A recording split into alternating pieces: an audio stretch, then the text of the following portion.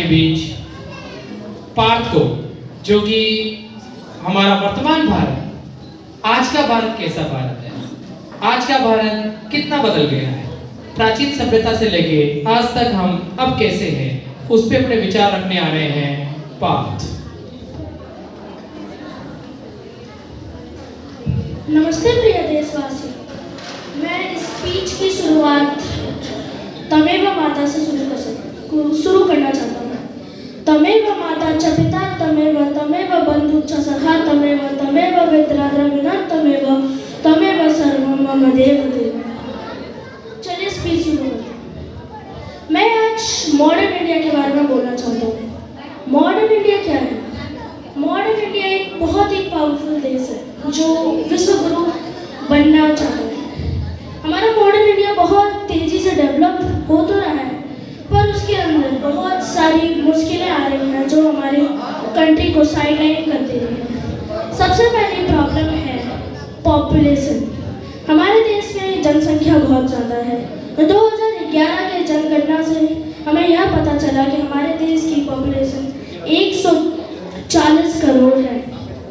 ये इतनी सारी पॉपुलेशन बहुत सारी चीज़ें डिमांड करती है, जैसे फूड, जॉब्स एंड रिसोर्सेज, और हमें इनको प्रोवाइड करना भी पड़ेगा। एंड नेक्स्ट प्रॉब्लम है अनएम्प्लॉयमेंट।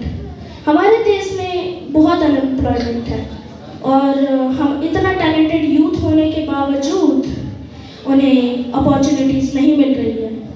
तीसरी प्रॉब्लम है पॉवर्टी। यह अनएम्प्लॉयमेंट से जुड़ी हुई है। हमारे देश में कितनी भी प्रोग्रेस बना ली, पर अभी भी पूरी तरह से पॉवर्टी खत्म नहीं हुई है। अभी भी लोग लो स्टैंडर्ड ऑफ लिविंग मजबूरी में फॉलो कर रहे हैं। पांचवी प्रॉब्लम है corruption and lack of awareness.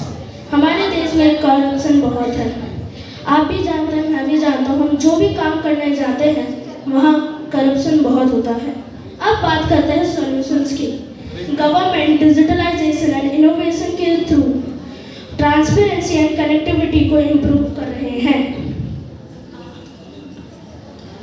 Road, smart cities, railway construction से जॉब भी बन रही है और एजुकेशन देके हमारा टैलेंटेड यूथ सेल्फ रिलायंट भी बन रहा है। ये सब तो गवर्नमेंट कर रही है, पर हम क्या कर सकते हैं? हम बहुत सारी चीज़ें कर सकते हैं। हमारा डेमोक्रेटिक देश की यही एक स्ट्रेंथ है। हम सिटीजन्स, इतने सारे जो सिटीजन्स हैं, वो स्मॉल एक्शंस करेंगे तो बिग आउटकम्स भी आएंगे। हम पॉल्यूशन को रोकने के लिए पेड़ प्लांट कर सकते हैं, हम करप्शन को अवॉइड कर सकते हैं, एंड ये सारी चीज़ें पैट्रियटिज्म एंड नेशनलिज्म के थ्रू ही होगी। एट द एंड हमें यह पता चलता है कि एक डेमोक्रेटिक एंड इंडिपेंडेंट देश बस गवर्नमेंट से नहीं, सिर्फ उसके सिटीजन्स यानी कि नागरिक से भी चलता है। Thank you. जय हिंद, जय Bharat. Thank you very much Parth. आपने जो बातें बताई है, अगर उस पर हम थोड़ा सा भी अमल कर लें तो वास्तव में हमारा भारत पुनः विश्व गुरु हो जाएगा।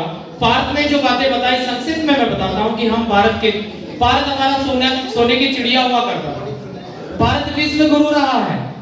उस विश्व गुरु को पुनः उसकी छाप को पाने के लिए हम तत्पर हैं, हम सभी एकत्रित हैं और यहाँ सर्व समाज हिंदू एकत्रित है। सर्व समाज हिंदू सम्मेलन इसीलिए है क्योंकि आप सभी देख रहे हैं कि कुछ धर्म के लोग सिर्फ पॉपुलेशन को बढ़ावा दे रहे हैं। सिर्फ उनका उद्देश्य है कि हमारी संख्या बढ़ जाए और हम दो हमारे दो पे कायम हैं। क्योंकि हम हिंदू हैं, हम कभी ऐसा नहीं सोचते कि हमें किसी को नीचा दिखाना है, लेकिन दूसरे धर्म के ऐसा सोचते हैं कि हमारी संख्या बढ़ जाएगी, हम मारकाट करेंगे, विभाजन हो जाएगा, हम फिर से राज करेंगे, हम फिर मुगली फरमान लाएंगे। लेकिन ऐसा नहीं होने वाला है। हिंदू एक हो रहा है, हिंदू जाग रहा है और हमारे देश की जो समस्याएं हैं पॉपुलेशन की, डेफिनेटली गवर्नमेंट उस पर एक्शन करेगी और बिल आएगा। जनसंख्या नियंत्रण बहुत जरूरी है।